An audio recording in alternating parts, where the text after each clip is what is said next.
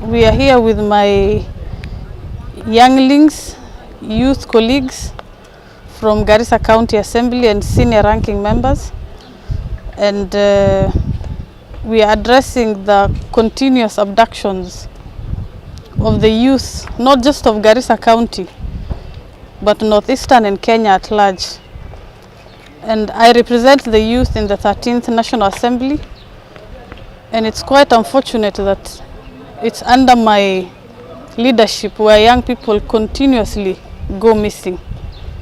And I keep telling CS Kindiki, Interior Cabinet Secretary, PS Ogola, who's also in charge of Interior, that there's a constitution in this country. There's a law that has to be followed.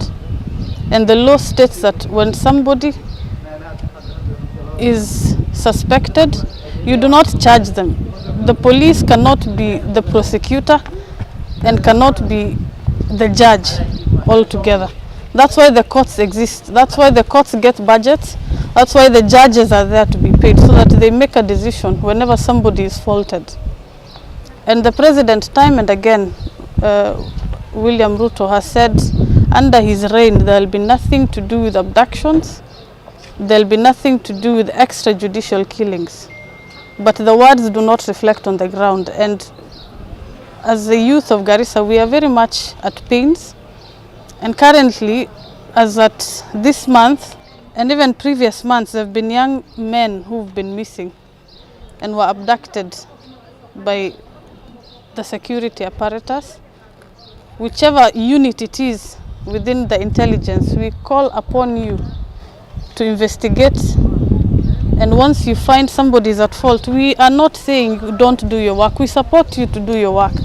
But what we are asking you is to follow the constitution, so that when somebody is seen to be at fault, they are summoned, they are taken to the court, so that even the public can see them for who they are.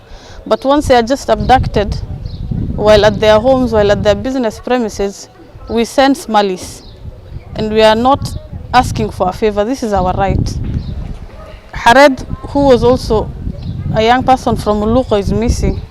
Abdul Hakim Mohammed is from Liboy, and the area MCA has continuously raised alarm over his abduction, together with Jama Adan. And Jibril Abdullahi has been missing now almost 2-3 months. He was picked from Gara. Jama and Abdul Hakim were picked from Garissa and Liboy. So, like I said, it's not a favor. The boys have to come back. There is a law that is there, and we will fault the leaders, including myself, that if these youth are missing, as leaders of Garissa County, we will fight for our people. And I will work with my fellow members of parliament, including Township MP, who is our host here, and the 5 other elected members from Fafi, Lagdera, Ijara, Dadaab. We will raise alarm in Balambala, so that our people are not, taken for granted. So we are asking Mheshimiwa Kindiki